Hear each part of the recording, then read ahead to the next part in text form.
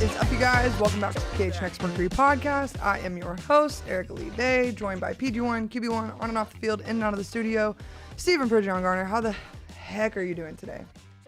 Could be better for sure. I think we all could be better, but it's a progress. It's a process. Very slow, snail pace, but we are here.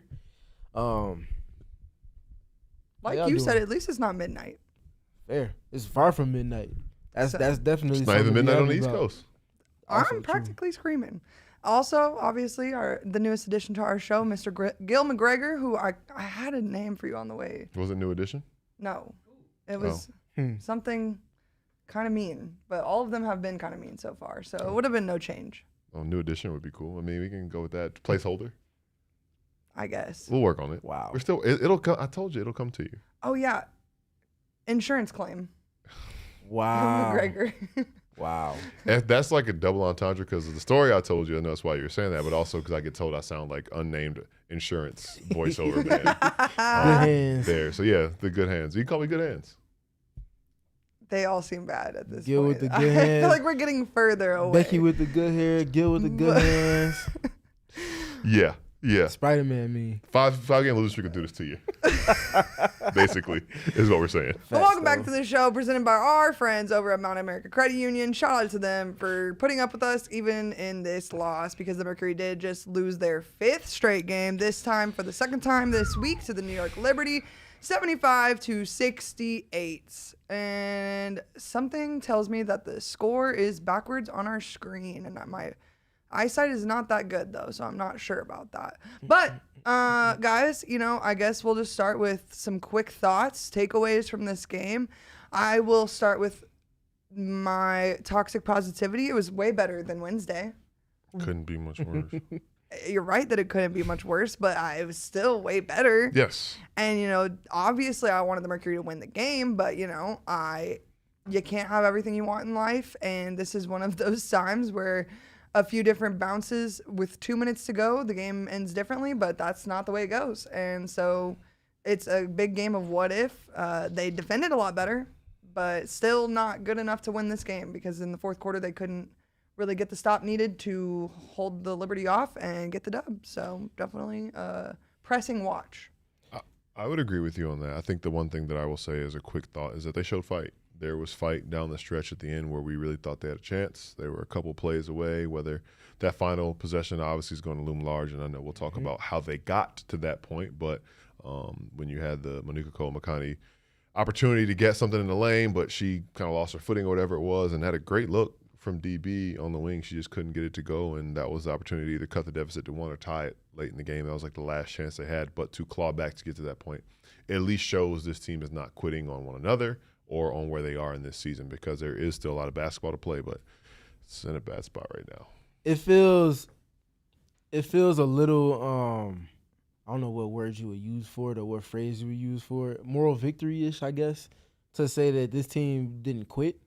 But I think it's very easy to say, all right, man, we'll just get it next time, when you keep getting met with resistance to the extent that they are.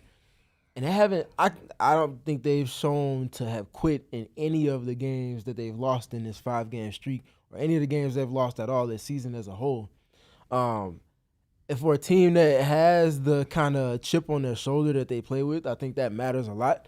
That means that they haven't lost a grip on the belief.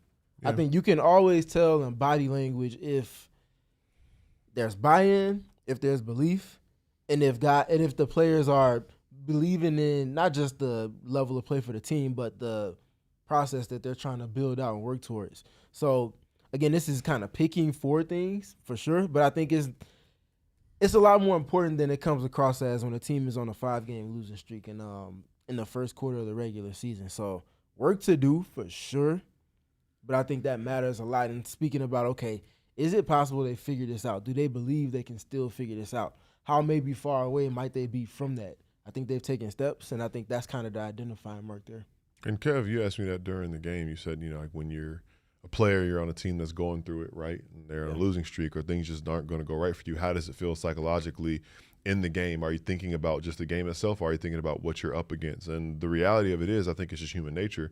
Whether you're a fan, whether you're on the court, whether you're coaching, you it's impossible to ignore what this team is up against. It's impossible to ignore the adversity that's already hit this team early in the season. But to your point, Stephen, how you react to that is what defines a team. And the reaction not being, oh, we're folding, we look disinterested, we don't look like we're even showing up or checking in or clocking in, that is a defeated team. A team that's like, well, we haven't found the answer yet. We're going to keep going at it. We're going to be stubborn about it. We're going to figure it out to try to find the answer and try things differently and eventually turn that corner. That's what we saw from this team. Now, did it work? Obviously, it didn't result in the win, but as many bad things as there were that we're going to definitely talk about, there were a few things that you can hang on to and say, okay, more of that, less of this, and maybe we'll start getting the results we want to see. Couple of things off rip. Number one, thank you all for being in the comments with us today.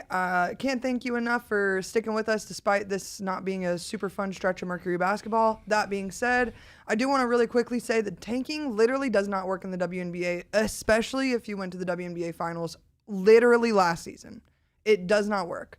There's 2 seasons taken for the draft lottery, not 1. You can't just decide at this point in the season, let's throw it all away for Juju Watkins. That's not how this works. And like, I'm glad that we're having all super rational discussion in the comments down below, but it literally does not work. So there, and not to mention, okay, it doesn't work, but also Matt Ishbia and a team owned by Matt Ishbia is not going to be tanking.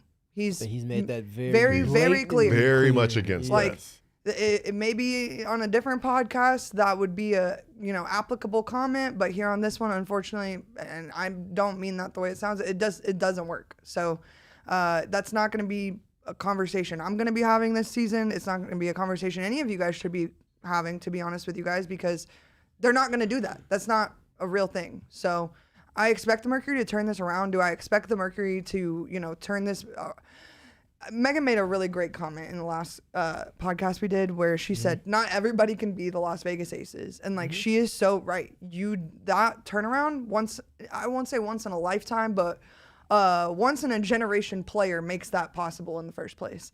And the Mercury are going to have to put together team basketball to win. And, in that Monique Kwame mid-game interview that we posted from the PHNX Mercury account on Twitter, what did she talk about? Playing together as a team. It's not. And then in the post-game presser, they asked her, what did she do well? She's talked about the team. This has to be a team effort, which is why they also talked on the broadcast about a team-only, players-only meeting. Like, that is not a team that's not bought in. That's a team that believes in who is in their locker room and is going to figure it out. Is it going to be today? Probably not. Obviously, they just lost their 5th in a row. Obviously, they just lost to the New York Liberty for the 2nd time in a row. It sucks. Like, there is no other way to say it as a fan, to be very honest, but they have to grind this out. They are going to figure it out. They're still missing Sammy Whitcomb.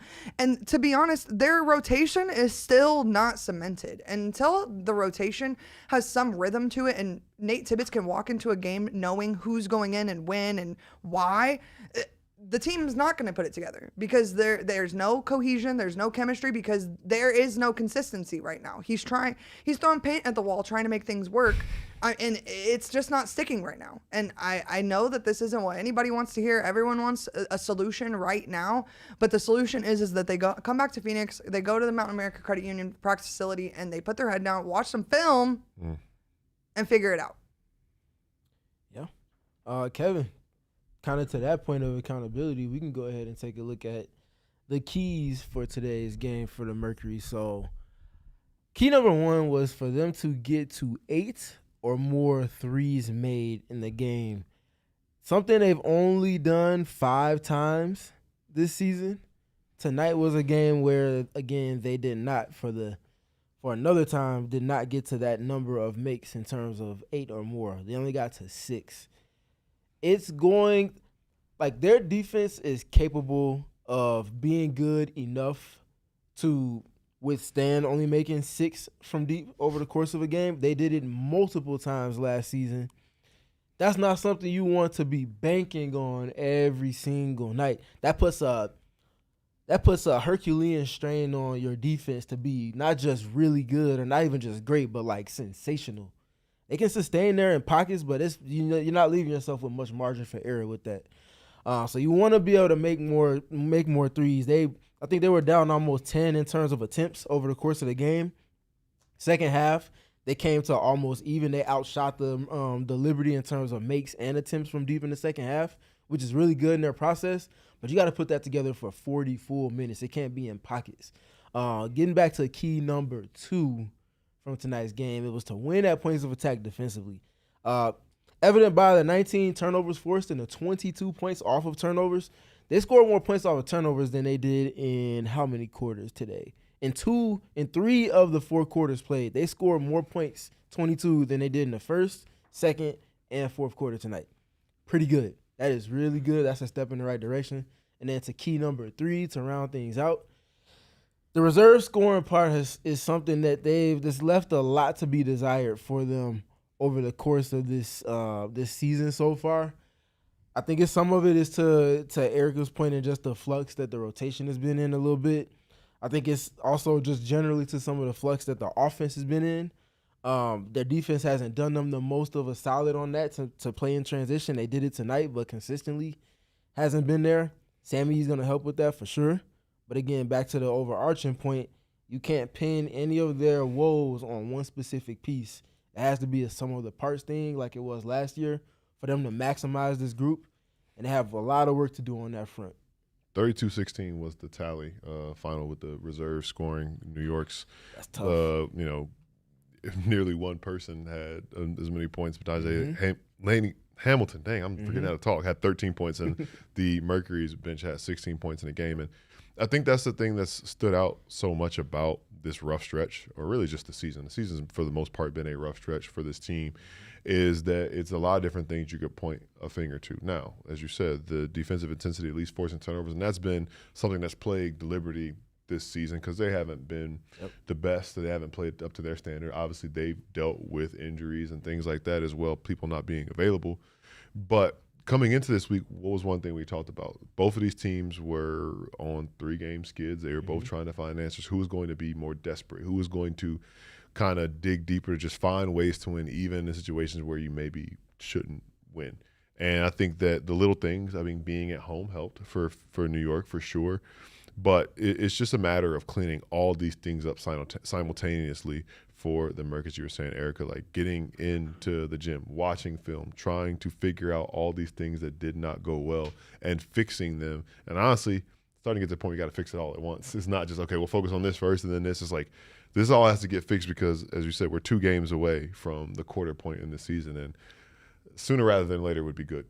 Well, and I do want to talk about, I don't know who in the chat it was, but talked about, you need more from Kahleah Copper. You need more from DeWanna Bonner. These are supposed to be players that you can count on to put points on the board in times of need. And, I mean, I don't have what you guys are looking at right now with the full quarter-by-quarter box, but I know for a fact Ka started the game 0 for 6. And that's a really tough spot to be in. We talked a lot at the preseason, before the season, about how there wasn't going to be much need for replacing Satu's scoring. There is when Ka is going 0 for 6 to start the game. And that is a really tough hole to crawl yourself out of. And then you're seeing Ka take, kind of tough shot after tough shot after tough shot. It doesn't have to be that way. When you're one of the best slashers in the league, you need to cut. You need to get to the rim, and you need to go to the free throw line. And Kahleah was at the free throw line 8 times tonight. So not horrible, but that's ended up after the first quarter. That's what she was doing because she knows that's what she's good at. So I don't need anything, but the Mercury need more from their leader. And I caution people to say that respectfully because Kahleah Copper is still Kahleah freaking Copper for a reason, but you do need more from your franchise player. And to your point, it was 0 for 6 and then 2 of 3 from the line in the first half. Then got to the line 4 times in the third quarter alone. So it's kind of like we know that she's capable of doing that. We've seen her do it in the first quarter and things like that. And it has been, I mean, a player of that caliber, opposing defenses are going to be keyed in and locked in on you. They're going to show bodies, and the Liberty have a unique size advantage in a lot of respects, especially when you get around the rim where she's been trying to operate at times. So it's like, okay, how can I make a concerted effort to just see the ball go through from the charity stripe? And, 2 for 3 in the first half is decent. But if it's a game where you're 0 for 6 and you know how important it is, I wouldn't be opposed to you pressing the issue. Maybe doing some things that, not necessarily playing the game the wrong way, but understanding different ways you can play to get contact and get to the line 4 times in a quarter, maybe get to the line 5 or 6 times in the first half, and maybe things look a little different, especially knowing that you're only down 3 points going at halftime. So that's a great point. Yeah, definitely great points from both of y'all. Kai has to be better. And someone that knows that more than anybody? Kahleah Copper herself, exactly. The crown is heavy when you show to have a certain punch-up ability to your scoring and the way that elevates the ceiling that your team can get to. I think that no one better understood that, especially with the roster they had coming into this season, than Kahleah. This start to the season is not going the way that she would have liked for it to have gone on the scoring front or the playmaking front or the defensive front for that matter. It hasn't been just downright terrible. I think the free throws matter a lot. I think going into Tuesday's game or Wednesday's game, she was top 8, I believe, in free throw attempts. Her and AT were the only 2 teammates in the league to be top 10 in the league in free throw attempts. That screams that we're putting pressure on opponents to me in the ways in which they both do when they're at their best and getting downhill, getting to the paint. Teams can't guard them below the free throw line. They get to the free throw line. They manage the game that way. That matters a lot. So it's not like she hasn't been doing any of the things that she needs to, but she hasn't checked off all of her boxes. I think they can do a little bit more to kind of create for her as well in the half court.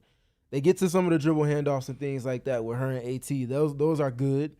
But what else can you kind of get to within your offense to kind of put her in the spots that she's most comfortable operating in?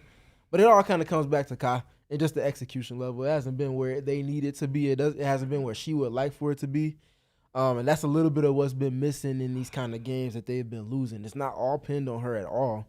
But I think that would help to solve a lot of the things that have been missing for them in pockets over the course of these games. Well, and Kahleah defensively has been locked in this season. Like she's had some moments where you might ask for a little bit more from her, but for the most part, she's been solid for me. Yeah.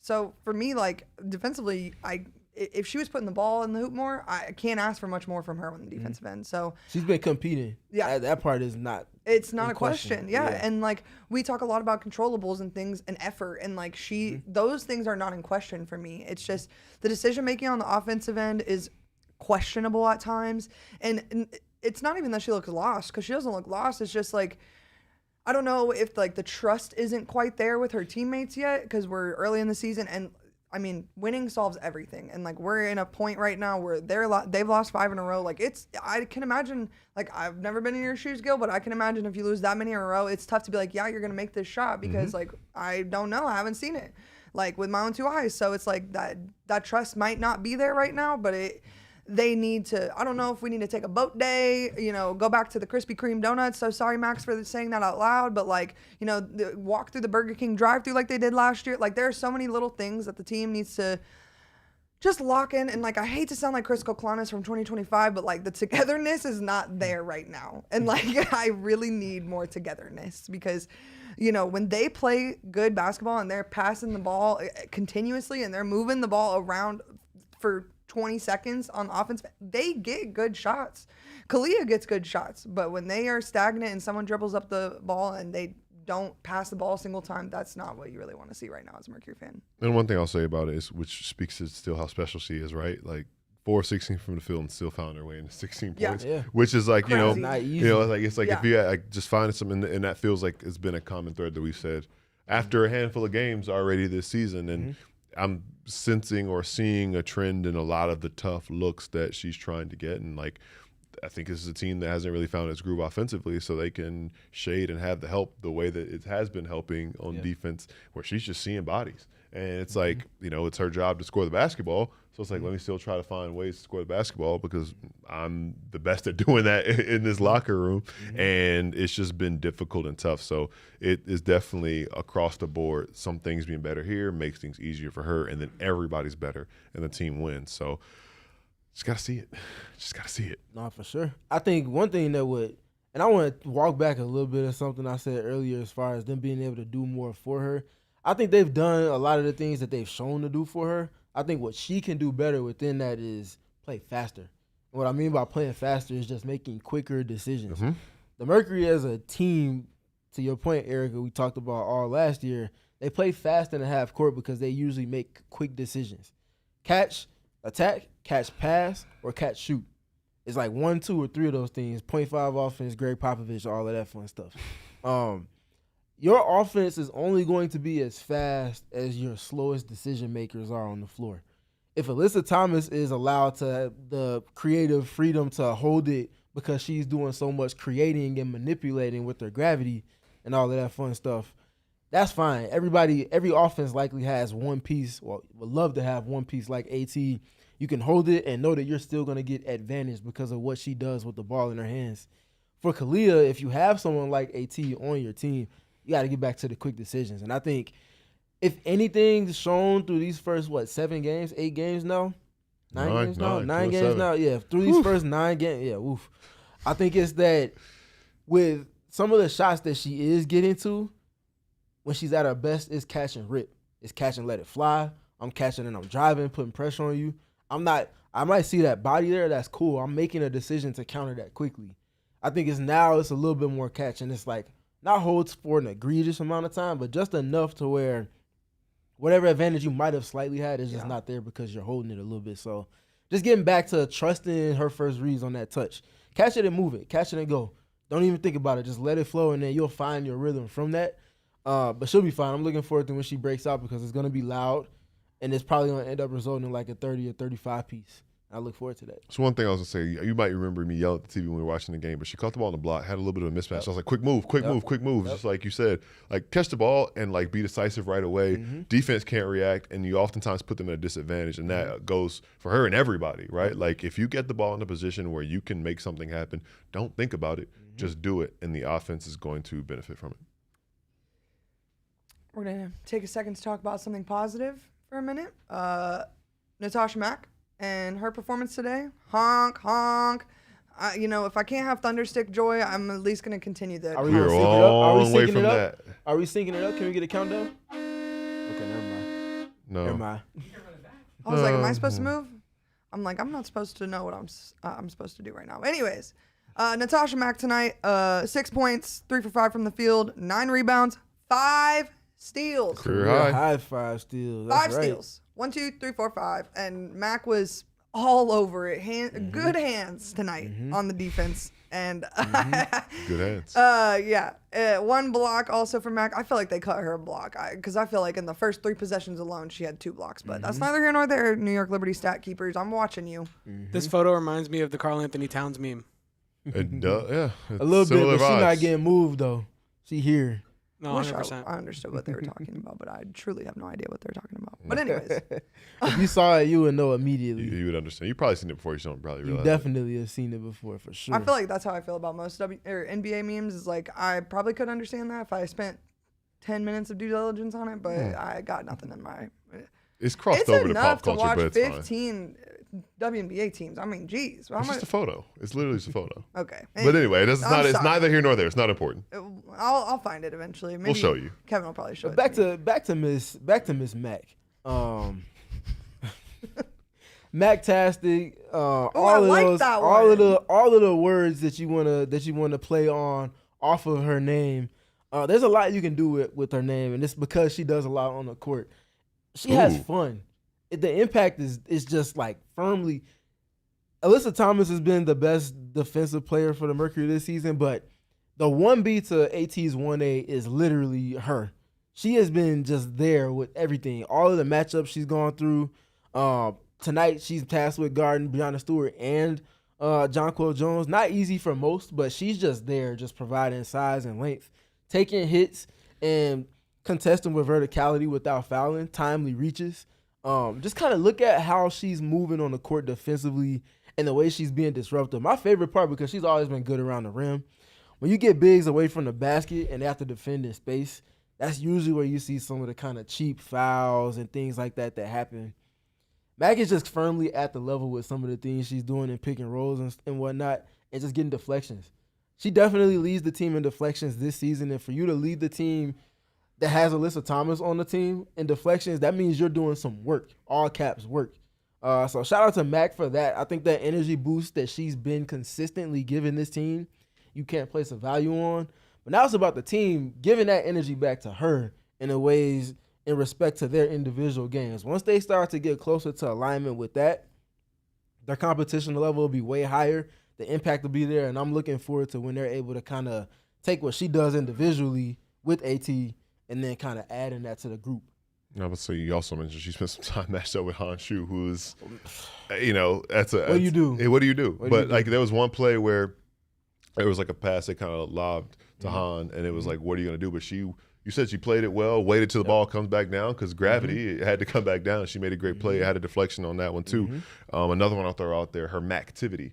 As far as her just being very active, that's something that when we went to the game, Kev, you texted us like, man, her activity like on both ends of the floor, and that's just been the constant, the effort, the motor, something that regardless of what's going on around you, you can always control your effort, you always can control your defense and rebounding, and that sets the tone, as you were saying, Stephen, for everyone else around you. You see somebody doing that, you can kind of set the tone and set a standard of what level is going to be needed across the board to win basketball games. And I think that all the things that we're talking about could be better about this team. I do think that if that level was matching, you said with AT, obviously that is the standard for her. She sets a standard for the organization. But if more people match that standard, we would be having way different conversations about where this team stood through 9 games.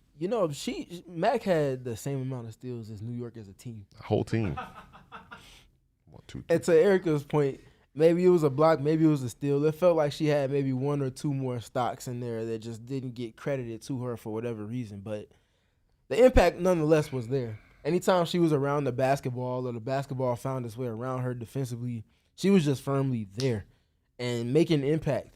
So shout out to Mack. I think she had, how many fouls tonight? 1. 5. So you have 6 stocks and probably 1 or 2 more than that with just 1 foul and 28 minutes played. That's not something you do by accident, ladies and gentlemen. Shout out Mack. Looking forward to seeing her do more of that going forward. Hopefully it results in more wins going forward because that is a big-time winning effort from one of your most integral pieces. Could I just say, it kind of hurts me because I want to start campaigning here for certain things, and I feel like I can't do that until the team starts winning. Facts. Am I wrong? Okay, so I'm right. Facts. Okay.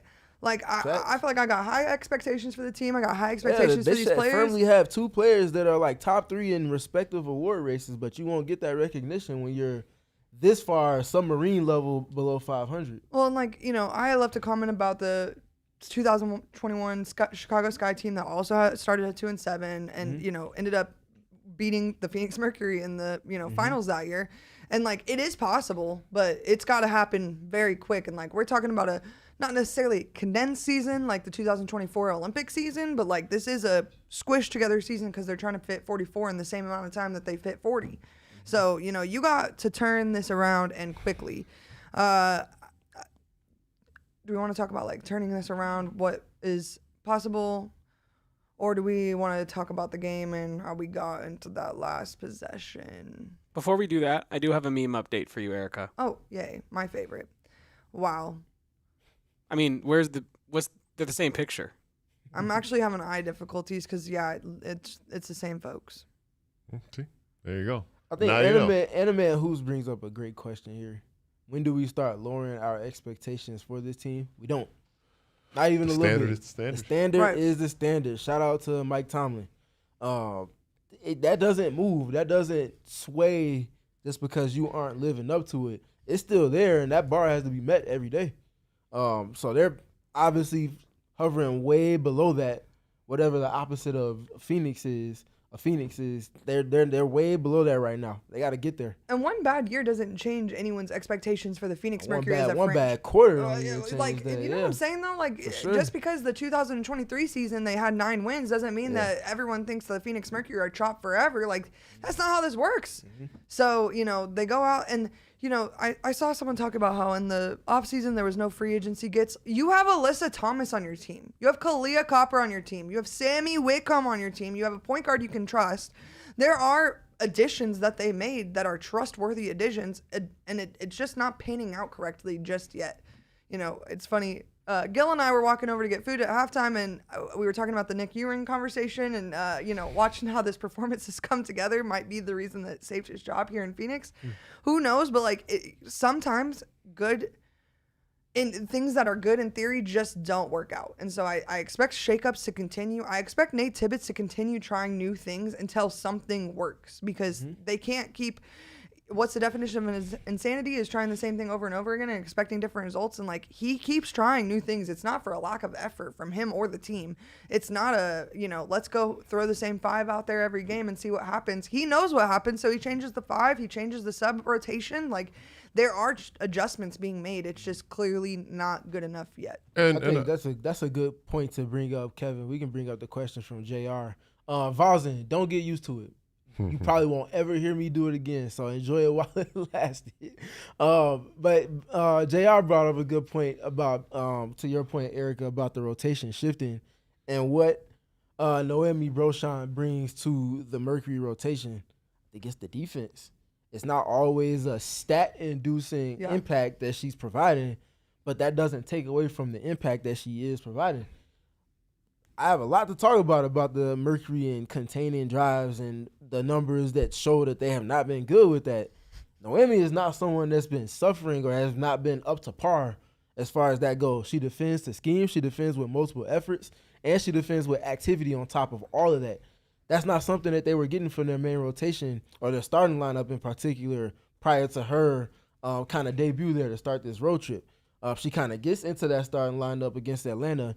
You can feel her presence immediately, just making smart decisions on the ball and then off the ball as well to help keep their defensive shell intact. We even saw it tonight. She comes out and she gets some more kind of dynamic matchups with players like Marine Johannes and Pauline Astier and things like that. Some players that do some things well for that team around some other kind of high-level talents. And she's just firmly there. One of my favorite plays was, I think it was maybe the second quarter. She gets into a little bit of a switch early in the clock with Alyssa Thomas, ends up being on the roller. The roller rolls down, and then after the initial late switch with AT, she then gets into a late switch with Natasha Mack underneath the basket, ends up intercepting the pass, and the Mercury off to the races. Those little things like that, you can't get to those things if you're not containing the ball. It's the most simple part of the equation for them defensively. Noemi's arguably been their best point of attack defender all season long. And I think that's why she earned the opportunity for Nate to think about her, putting her in the starting lineup. That's why she stuck there pretty much throughout the duration of this road trip with impact. In 2 words, I'll just add to what you said because I can't really say it much better than you just did, but comfort and trust. Right. And I think that's the big thing with coaches placing you in the rotation, placing you in the starting lineup, giving you a heavy workload or heavy minutes. They can trust you to execute, and execution is more than just scoring and things like that. It is being in the right spot defensively. Mm-hmm. It is sticking to the principles that are taught, that are being drilled, throughout training camp in this early part of the season. Who is doing that at the highest level? So oftentimes we talk about the things that we don't get a chance to see that are happening behind the practice doors, that are happening behind the film room doors. And I think that when you always think about decisions and what goes into the decisions, you always have to just think about, 30-40% of that probably is stuff that we have no idea to what level it's being done or asked of them as far as that goes. I was going to go back to the other question, too, that we talked about with the expectations.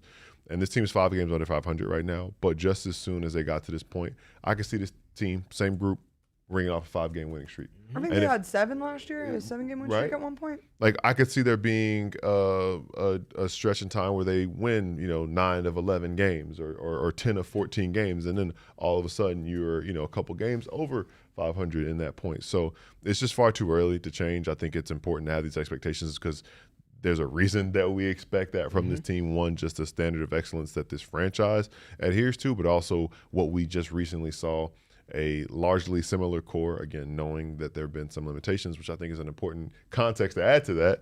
But we saw this group and understand the top, in talent on this roster, what they're capable of. And you just trust that they'll turn it around and figure it out.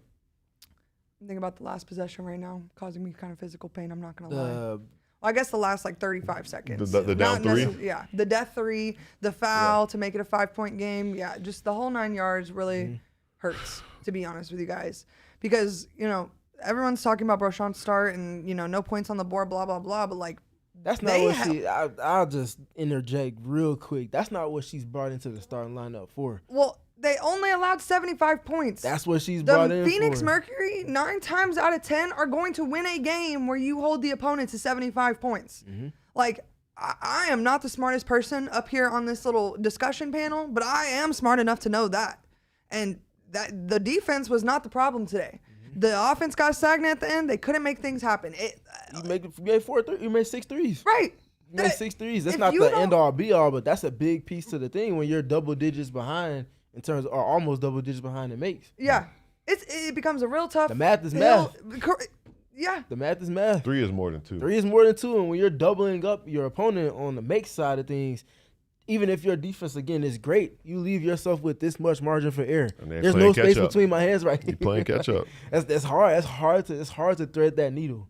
They forced 19 turnovers today, 22 points. Like the defense was not the The problem. defense was sensational. This was arguably their best defensive showing outside of the game against the Aces this entire season. And even the Aces, like they put up so many points, like it puts a certain strain on the other team's offense and defense for that matter when you are just cooking them in terms of every single thing. So I'm not sure what. Let's talk about the lineups to close games because that has kind of also shifted. But A lot of conversation about that. yeah, and I came to you guys and I think our last post game and was like, dang, I wish Mack would have been in there to end that game. I don't know if it was versus Atlanta when they couldn't get an offensive board or defensive board for that matter because I think Angel got like 3 of them in the last like minute of the game. Just what do you guys think of the lineup to kind of close the game? And what do you kind of hope to see change about that? I mean, yeah, I feel like it's still kind of like we can complicate it, but I think it's simple in its nature. Nate has a group that he's comfortable with because of proof of concept that resulted in success against a murderous row of teams in the postseason variety. Also resulted in, to your point, Erika, pieces of that group were with that team that got the 7-game win streak post All-Star break that thrusted them into the top 5, top 4 of the W last season going into the playoffs. And they take that momentum, extract it, and then apply it to each of the opportunities in the playoffs that get them to the finals. On top of that, if you're looking at, okay, the Mercury have a game where they have not scored the basketball. They need offense. If you're saying you need offense, you want to have your shooters out there to kind of help to space it, but also just make good decisions with the basketball. We've been talking about DeWanna being one of the best scorers in the history of the game for a reason. Yes, she has not had her best season at all to start on either side of the basketball in multiple ways. But that doesn't mean you're just going to go away from her all-time great. What if she knocked that shot down? Like she's shown to do billions of times, including just as recent as last season when it mattered most for you. We believed it was going in. I thought it was going in too. Like, I'm going to believe it's going in until she says she's done because that's what her track record precedes her with. So, like, I understand the gripes on wanting to see players in different situations and whatnot. Like, this was her lowest amount of minutes since the game versus Vegas. Like, this is so the adjustments are being made accordingly. Sure. But you can't cut off the water hose completely. Exactly. If you want to drink water, you got to leave water to be drank. So you cannot cut that hose off. Yep. It's a bar. Yep. You can't expect for it to still be there if you're continuing to take that away. So yeah, proof of concept matters a lot. Coaches have their pet lineups and lineup combinations that they like to go to when they've seen it work. And you're just not going to go – if you're going away from that and you're saying that you need offense, then what are the other options on the board that you have without a Cat Westbelt around that you've had that kind of continuity and chemistry with when it matters most? Yeah, the DB conversation is an interesting one, and I think you and I were talking about this before the game. For sure. And there's been, like, Anime said, like, I don't know if she doesn't have it. She doesn't have it anymore. I think that she's self-aware enough that she wouldn't still be doing this if she didn't think she had it anymore. And that could be me just being like overly optimistic and positive about it. But my theory was, and I think we all would agree that she has not played up to what we've expected from her. What she's expected from herself. And what she's expected of herself, for sure. But I think for me, it's just like, a player in year 17. I think that it takes sometimes to, maybe get going a little bit. I think that if we're still having this conversation at the 15-game mark, 20-game mark, then I will be ready to like sound that alarm. But I do think that it's just a little bit different for veterans at this particular stage in their career. I'll take it even further. I'll say the game 30. 30? Because you brought DeWanna Bonner in to be there service-wise for you once the games matter most. So post All-Star break, we're talking about almost a home stretch going into the playoffs. That's when you want someone like DeWanna to have kind of thawed out, kind of got her rhythm rolling, and then having that type of timely impact on both ends of the floor that she showed to have over the course of her illustrious career. She even mentioned, I think she mentioned it to me like maybe in training camp. Like, yeah, I know it's gonna be a slow build up for me because she said she's been there her whole career. She said she dubbed it verbatim as a late bloomer.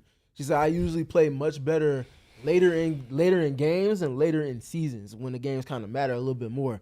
And me knowing that, she says she wants to just take her time step by step to get to where the team expects her to be at. So if you're applying that from the player herself saying that, and you also add the context of, remember just this time last season, Erika, what were the things we were hearing about DeWanna Bonner? Also, DeWanna Bonner's cooked. DeWanna Bonner can't hoop no more. She might as well Chopped. wrap it up. All of this fun stuff. And then she comes to Phoenix, gets in a better situation, and all of a sudden it's like, oh, wait, that wasn't true. Let's not jump the gun on these things. Let's wait to see what it looks like later in the season. There's a lot of other players that should be providing more impact than DeWanna Bonner is relative to the age difference between where she is and where these other players are before we kind of jump to pointing the finger at her in particular. So, yes, we can hold her accountable to being better for sure because she has to be that. But I think to expect her to be who she was in the playoffs and even in the late season for the Mercury last year, in games 9, 10, and 11 of the regular season, I just don't think we're looking at that through the right lens. Also, I think back to the playoffs. She had a cold start against New York. She did not have a good series in and around the New York Liberty last year. What happened in the second series versus the Minnesota Lynx? Everything What changed. did Nate Tibbett say? The lights were not big enough for her. They're bright enough. My bad. Big lights, bright lights, same thing, whatever. But this is not new. And, like, to your point, like, this is proof of concept. And, like, you can't go away from that late in game just because it's not working today. If it's worked for the last year of your career, it should, in theory, the law of averages, it should start working again eventually. But, like, they have to figure that out. And so there might be changes made to the lineup. Heck, there again, like, this is DeWanna's lowest amount of minutes in the entirety of the season. You know, you see Ayayi kind of like bouncing around. She goes up, she goes down. Like, Nate is playing. I would imagine that Nate is at the point right now where if you are showing enough energy, he has to give you some minutes because he hasn't found something that works yet. So he's going to continue to try things out. It's going to continue to change.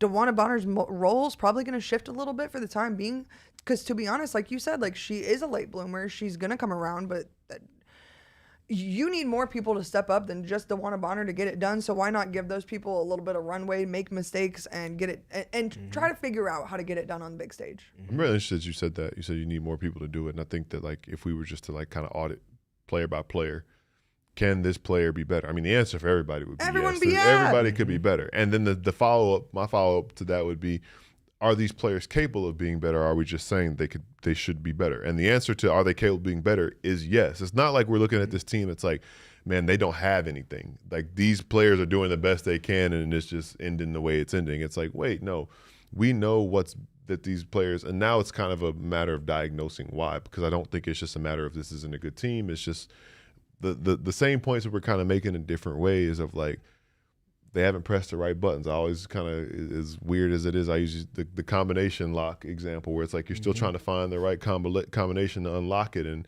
they're twisting and turning and doing this and that, and they just haven't found it yet. But if they do find it, it clicks, and everything is kind of opened up as far as that goes. And I think we're at the point where, like, it's getting really frustrated. You might be timed out from trying to unlock it again, but that's kind of where it feels like this team is right now. I think it's going to be okay, you guys.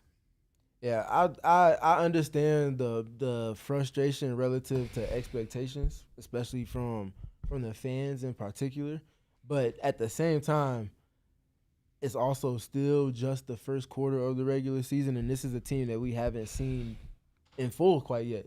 Sammy just literally hasn't played a game yet for the team. And it's got to be coming soon. Monique barely in the just next got 2 weeks, here. hopefully. I would say probably by the end of June, because I can't imagine they'll rush her getting back. But that 4 to 6 week threshold? Was the very beginning of the season. The fourth week is coming up relatively soon for sure. So she's been on the court. She's not traveling with the team on these first 2 road trips because she's working to get back to the court. It's just a matter of when. But, yeah, like I said, we haven't seen them fully intact yet on top of all of the things that we're looking at. So you got to kind of bring it down just a little bit. Don't turn the volume up on blow it up, or this is not going to work too quick. Yes, Moira. They probably do need to go do laser tag. That's a great point. Like, thank you for. I don't know when they're gonna find time though. The way the schedule is set up right now. As long as they're better at laser tag than I am. I stink. I'm terrible. I was just talking to my roommate the other day about how I really want to go try to play laser tag. It sounds so fun. I've never played. It's fun. If you're Laser good at tag it. is a lot of fun. If you're good at it. Well, Wait, so I could probably beat Gil is what I'm hearing? I mean, yeah, it's like a team thing, though. Gil's like, a big target, though. see, exactly why I'm not good at it. I feel like a lot of I'm laser stealthy. tag places don't take into account people of Gil's size. See? So do Thank you you. know? You're saying that it was, I was, yeah. Yeah, Thank you gotta know where your target points are. I'm rolling up. But also that's saying disadvantage when people trying to duck away and whatnot. You got a different perspective you can pull at. See, so it's basically Steven saying stop making excuses. That's what I heard. Excuse. I'm like, I'm trying to be better too. I could be better. You know, just as soon as I lost 5 in a row, I could win 5 in a row. That's what I'm saying. there you go. That starts on All about how Monday, you Gil. Starts on Monday. Kevin, can we go ahead and roll this super chat up on the screen for us from my guy, Classic Staying Lover? I truly feel sorry for y'all. Been there last 2 years. My guy's a Dallas Wings fan. You know what he got out of it? Back-to-back #1 picks. You know, don't think we're headed that way. I don't think. You know, so sorry, guys. Sorry to get your hopes up, but nonetheless, you know, it's fun over there. We have fun over here, and you know, they had pain last year.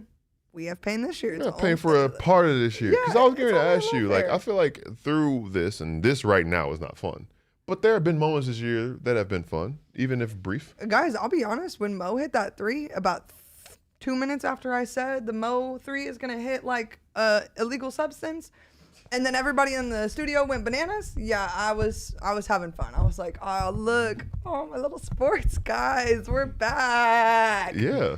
But then, you know, the ending happened. And it's still fine. I mean, the next All play. things considered, I think we're having a great show. Really hee-ha-ha, which I love a hee-ha-ha show. So I'm thrilled. Yeah, I mean, it's not like, again, like, it's not like blowout after blowout after blowout after blowout. It's like, man.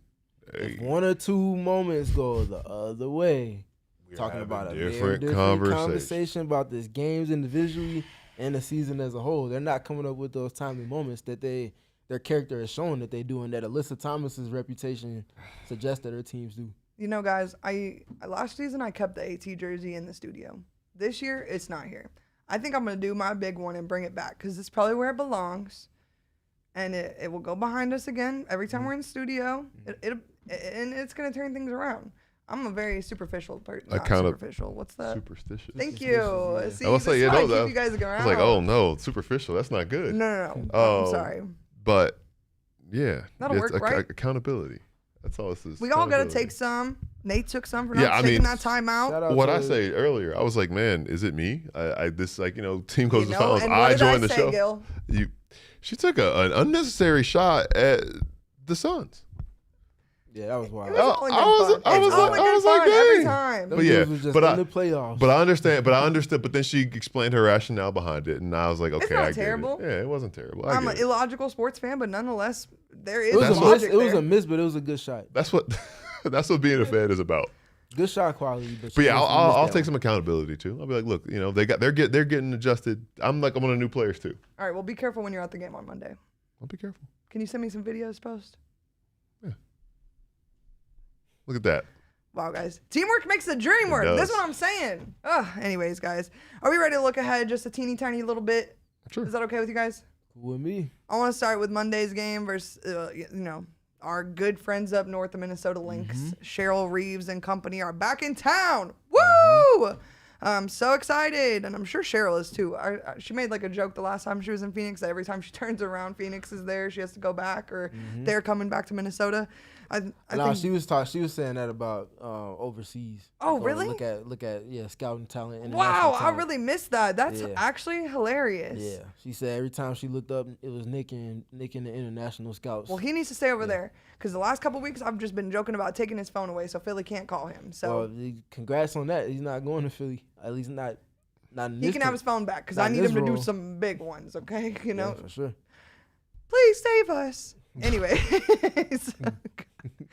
Wow, guys, we're really having a hoot and a holler today here on the PHNX Mercury podcast. Be sure to leave a like, thumbs up, 5-star review wherever you get your podcasts. And I'm actually supposed to plug the watch parties for the FIFA World Cup. Is it FIFA? I'm not sure if I'm It supposed is to say that. FIFA. Wow. World Cup. World Cup, June 11th, June 12th, June 18th, June 19th, June 24th, and June 25th. Wow, that's a big selection for me to come up and have some Casamigos, Don Julio, Michelob Ultra. Buchanan's in it. I'm sorry, Freaking It's a Buchanan's. little Buchanan's. too? smaller than everything else. Yeah. And I already Wow. I know the Casamigos Logo. Very. That means you haven't had a Bucanista. Is it good? I haven't either, but it's in one of the ad reads. It's like a ounce and a half of pineapple juice, I think, and Buchanan's or something like that. Ooh, it must be good. Wow, Yeah, that it sounds must be good. fire. See? Okay, Look so I at guess we're all going to a watch party. And has some. There's Buchanan's right there. Oh my gosh. Go Wow, I'm glad you didn't tell me phnx.com/events. before the game, you know? Is that box full? 'Cause Oh, yeah, for sure. I might have needed that during this podcast. Erica's, wow, we got another super chat from my guy, Classic Stang Lover. Erica's bong reminds me of Who Could Save Y'all. I'm actually not sure who you're talking about. I don't know if that's AZ. I don't know if that, I'm not sure. Oh, Juju. Oh, maybe you talking about DT. Maybe. Shout out DT. If she could come back for a vet minimum, it's more than You know how competitive a team with DB, Kai, and Alyssa Thomas on it would be? Jesus Christ. Woo! Ain't no such thing. Christ. Man, what? Shout out to you, Deb, for being in our comment section despite all the losses. We really appreciate you.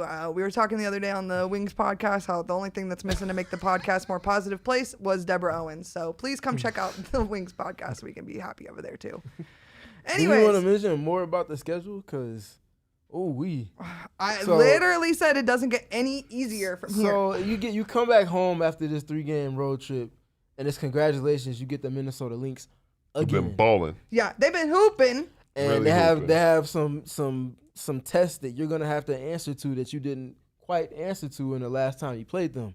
And then you're only home for one quick game, just a quick pit stop. Back on the road for 4 straight, staying on the West Coast.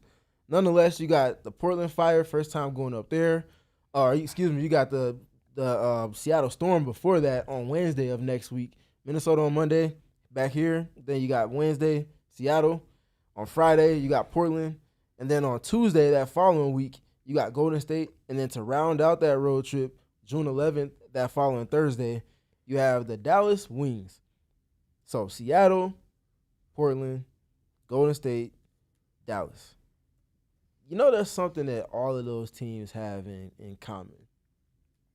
There's some guards that are going to test your ability to guard your yard, guard to scheme, keep them out of your paint, keep them from making decisions that put you in compromise. That's a nice little slate of games and matchups. You add a number 5 to that with the game that you have at home against Olivia Miles and company again. That's a lot to deal with. And they're going to be passing that first quarter threshold over this next 5 games as well. So they got a lot of looking in the mirror to do. And naturally, when they look in the mirror over their shoulder, they're going to see another guard that's testing their ability to do what it is that they desire to do defensively. It's not going to be easy in any of these games. I think their biggest opponent is themselves at this present moment. Yep. And it's just a matter of how well can they execute. Are you knocking down threes? Are you taking care of the ball? Are you getting on the boards? Are you guarding your yard? Are you grabbing boards defensively so that your opponents are getting these second chance opportunities? Those are all kind of controllable things on their terms. It's just a matter of how quickly do they come about doing that consistently. I'm looking forward to it. Steven, I have a question for you that's kind of like broad about the little block of schedule that you just discussed. Mhm. Like if you had to just kind of name 3 keys off the top of your head for that stretch, what would they be? Yeah, can you contain the basketball and pick and roll is number 1. Can you knock down your own shots that you're creating from deep on the offensive side? And then the third one is just the execution level, I think is a general one for me. They bring that bar up and they continue working upward towards what they did in these 2 games against New York. There's some bits of success that they can extract from that'll result in some wins against some of these teams that maybe didn't against the New York Liberty. But again, you don't want to be kind of not playing to your level. You want to get to your level and get there quick. That's one thing that stands out to me. I think back to the first Lynx matchup, which I was on hand for, and we were kind of just processing a blown fourth quarter lead. And, you know, one thing that Nate Tibbetts said after the game was that he was not happy with the compete level. And I think that, I mean, hearing what he had to say post game, there are obviously things he's not happy with losing, but he did not seem displeased with the compete level. And we could probably all sit here and say that this team competed tonight, but they did not execute.